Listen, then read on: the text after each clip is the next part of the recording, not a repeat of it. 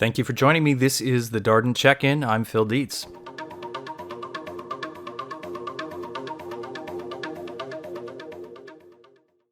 And we are back. Thank you for joining me for the return of the Darden Check-In. Got a good response, and wouldn't you know it, we are still working from home, at least partially. We'll talk more about that. But this is an opportunity for me to reach out and check in with folks, see how they're doing during this extremely strange time. I miss them. I miss talking to them and seeing them. So this is as good as I'm going to do right now.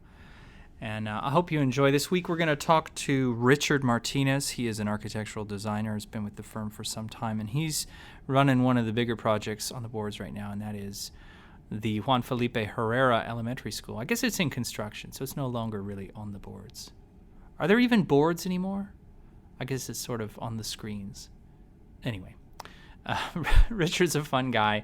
He's got a family with a daughter who is doing virtual kindergarten. So we'll hear how that's going and a lot of other good conversation. So enjoy.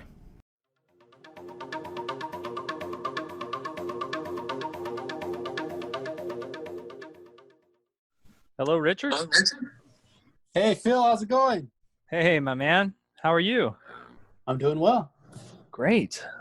Thanks for joining me. What are you up to today? What are you working on?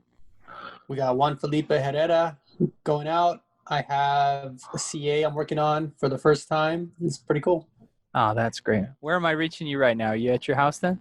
You at the office? No, I'm at my house. I know we're kind of on like a optional go in, stay at home, whatever you need to do or whatever you're comfortable with. And I got to say, I like it, being able to choose. Hey, you have a kid. You have two kids. I have one kid, and it has been the only way to go about doing it. You know, they get hungry, they get, snacky, they want attention, that, whatever it is, you got to step away for 5 minutes, you come back to it and you make up that time. It's been nice. Yeah, I find myself, answering emails and phone calls well after close of business, just because, I live in my workspace now. So they all kind of blend together, the work and the home life, for better or worse. Because like you say, I got my kids coming and bothering me. They're napping right now, or I wouldn't be able to record this in a quiet space. Yeah, no, kids, man, they get pretty loud. Even right before this meeting, I was like, hey, all right, no loud noise. Yeah, there you go. So your daughter is in first grade or kinder? I forget. She just started kindergarten, so That's been pretty interesting, trying to get the first day of kindergarten over the computer. And they don't even have all the tablets out to the kids yet, so we've just been working on worksheets here at home and helping her through those worksheets. She's learning about two-dimensional space versus 3D space, which is pretty cool. So I was teaching her how to draw perspective the other day, and she's in kindergarten. I learned this in junior college. Man, she's going to be way ahead of you. Oh, that's fun. That's really great. And how's your wife doing? She's doing well. She works at the same school that my daughter goes to, so she is helping teach her own class this year. So she's learning the Zoom. She's learning all the groups on how to create classrooms and stuff through Zoom, and she has worksheets she's building right now for all the students. It's going to be pretty interesting this year. Have you guys upgraded your tech situation since working at home the last 5 months? Like, I've got this headset with the high fidelity microphone, and I've got a nice webcam, HD camera. I'm feeling pretty tech savvy now after doing it virtually for so long. Have you guys made any investments around the house? You mean we're no longer stealing our neighbor's Wi-Fi? Yeah. No, we're nice. Hey, man, moving up in the world. No, my cousin is my neighbor, so we're just tethering off of there when we first moved into our townhome. And, right before we went into lockdown, we got Comcast here, we got all that, thank goodness. And then we went into lockdown, and it's just been, necessary. we use the internet for everything. We watch our, Netflix, you got your Disney Plus, we don't really watch too much cable, but, we got work now from home, which has been awesome. Yeah. So let's jump over to talking about Juan Felipe Herrera. That's a new elementary school that we have designed and is now bidding for Fresno Unified. Is that correct? Yeah, the contract has been approved and we're working through the CA. We got some SIs going out and we got questions from fabricators and stuff like that we're addressing right now. So this is my first time working on something like that, which has been fun. I come from a design background, a design school. I went to SciArc just to learn design, and everything in that school is sort of paper space. And the advantage Cal Poly has is a lot of Cal Poly students have a lot of hands-on education, whereas at SciArc, it's more conceptual, which is why I went there, because I wanted that conceptual design knowledge, and design is like my passion, right? So I went there, and you have like 3D animators that teach there. You got people like Frank Gehry, who does build, but a lot of his designs are pretty expensive, and nobody can really afford them if you're not Frank Gehry. But you have people like that teaching there, and you have really creative people that design in 2D space, or design on paper space, basically in the computer.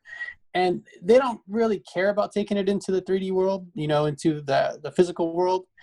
And it's kind of a disadvantage in a sense when you're trying to actually build a project. So I was talking to people like Tony, and he was saying, design's a big part of architecture. It goes hand in hand with construction and, creating the physical building. But in our office, especially, design makes up maybe a third of what we do. And then the rest is like, construction documents and construction administration and project management. And, that's kind of the stuff that the office has really educated me on. And that's the business side of architecture, the office work, basically, not so much the project, like this conceptual idea. It's reality. It's real. It has to be built. There's timelines, there's money, there's things like that need to get done. And I've just been taking it a step at a time. I worked on Fresno State at first, and I went through the whole construction document process on that project. And then Juan Felipe, now I'm able to go into the construction administration side. And it's just a whole different world, but I'm loving it because I actually see the nuts and bolts going together. Every line on the drawings matter now. And you got questions coming from the contractors because they need to build this thing, and they're asking you questions and you have to answer them. Yeah, it's a lot more responsibility and a lot more on the line than just conversations about conceptual design ideas. I would imagine you're feeling more stress. It's only stressful because I haven't done it before. I think anything, even with design, there's stress involved, and it's because you want to do a good job, and you don't want to let anybody down or yourself. You don't want to make a mistake because, at this point, everything's assigned a dollar value. You make a mistake, someone's got to pay for that mistake. So trying to, my best not to create an issue for myself or the firm, or, a time delay or something like that. So yeah, a little bit of stress, but it's a different kind of stress than you get with design, because in design, it's like, if you really care about design, you want to have this concept follow through every move you make on the building, and say the SketchUp model or on, paper space or whatever it is. And there's stress involved with that too, because there's hundreds of iterations sometimes when you're in the design process. So it's the beauty of architecture. It's conceptual, it's physical, it's reality, it's imaginative, and it's architecture. It's fun. So Juan Felipe Herrera is going to be a great looking school. Speaking of design, I really like it. I think it's very unique from any of the other elementary school designs that we've done. And I wonder how you might describe that design. It's almost a mid-century modern type of design in some respects. Can you speak to me about what you think the sort of inspiration for that was? Yeah, I believe we wanted to have some Mexican heritage as a concept. So we have architects like Barrigan and other architects from that region as influences for this project because of the demographic in the area, and just because we have somebody that the school's dedicated to, who is a poet laureate, and his name is Juan Felipe Herrera, and he's well recognized in the valley, and so his books and his poetry are about the valley and the heritage here in the valley and the culture of the valley. And so we felt that it was appropriate to go that direction, and they really seem to like that as well. And we have a clinic on the building, we have a snack bar, we have fields for soccer, baseball, whatever it is that we want to allow the community to use. So the clinic's open to the community, the play fields are open to the community, and we have just lots of pastel colors. We got brights like pinks and reds and blues and yellows and stuff that you'd see in Spanish architecture or Mexican architecture. Yeah, color is a big part of that school. Yeah, I think it's going to make quite a splash here in Fresno when it is complete. So how's your brother and his wife doing? I know they have a salon down in Kingsburg that my wife and frankly, I have been wishing we could go and get our hair cut right now. Yeah, we got real excited for them because there was, I guess, an allowance that the governor gave salons to be able to cut outside. And I text them right away, like, hey, salons can now, you could cut hair outside. And they're like laughing at me. I'm like, well, what's the problem here? And they're like, dude, you know where we live? We live in Fresno County. You know how hot it is during the day, especially right now. Like, who's going to get a haircut in 110 degrees outside with no shade? And then how do you wash out dyes? How do you do all the things that you need to do in a salon?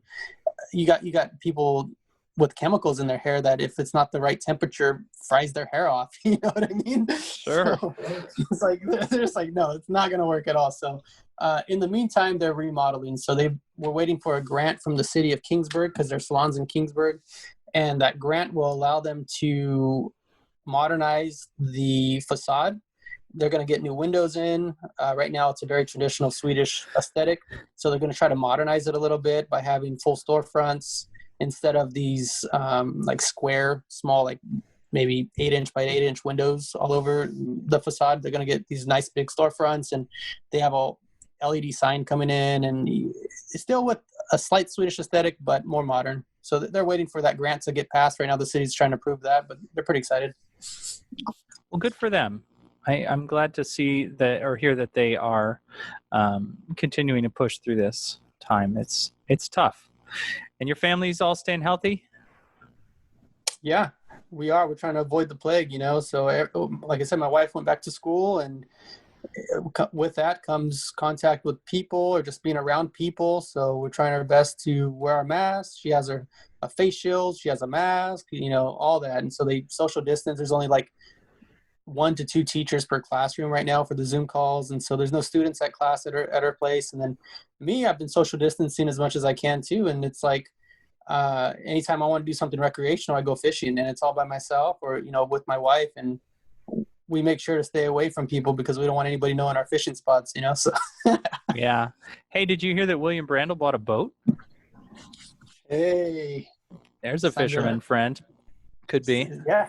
And he could be on his boat, I'll be on mine, and we can social distance. Have you got a boat too? Yeah, I got a little John boat. But you do? Big. How many feet is it? It's only 15 foot. Oh, that's cool. That's fun. I grew up with a boat, and my dad got a ticket because on Shaver Lake, because we were rocking around there trying to catch fish. We've been out 3 times, caught nothing. And I was just a kid, maybe 7 or 8 years old, and I'm riding on the bow of the boat. I got my feet slung over the front. And the marshal, or, whatever, sheriff, I don't know what they call the patrolman on the lake, turns on the siren on his patrol boat, and he stops us. He pulls us over more or less on the water. And he says, you can't have him riding on the front like that. That's bow riding. That's the most flagrant example of bow riding I've ever seen. I'm going to have to give you a ticket. And my dad, it's like, it just can't get any worse, because like I said, we've been out there 3 times. We haven't caught anything. And here we are. He's writing us a ticket for $75. And, Marty would never get frustrated about things like that. He just took it in stride. But as he was signing the ticket, you got to sign the paperwork. He looks at the patrolman and he says, "So, where do you catch fish in this lake?" And the patrolman goes, "Well, you catch them right over there." And he points over to a little cove, and he signed the ticket and off he goes. And I'll tell you what, we caught fish there in that little cove for years after. 15 minutes after we got that ticket, we're pulling in fish. So my dad always used to joke that if somebody told you, "Hey, for $75, yes, the best fishing spot," yes, that's a deal. Wouldn't you pay? Right, wouldn't you pay that money? All day. That's a really good deal. I love it. I love that story. Well, anyway, thanks for talking with me, Richard. Appreciate your time, man. I'm glad everybody's doing well. Yeah, I'm excited that you're doing this, Phil. The future is voice, from what I understand. And as soon as somebody says, "Hey, Alexa, find me an architect," you got this whole podcast that's on voice now, and it's awesome. Or you got architectural students wanting to listen to an architecture podcast. It's great that you're doing this. I'm excited for you, and I'm excited for the firm. Well, thanks, man. Yeah, it's enjoyable for me, and I think it's a step in the right direction, right? So yeah, absolutely. Let's keep working on it. All right. Well, we continue to work from home, and I guess in the words of Juan Felipe Herrera, the void extends. So, sort of a depressing quote, but I guess it's appropriate for the situation we're in right now. Yeah. The void extends. Good. All right, brother. It was good talking to you. Best of luck with the CA. Thank you so much. Take care. Okay. Bye.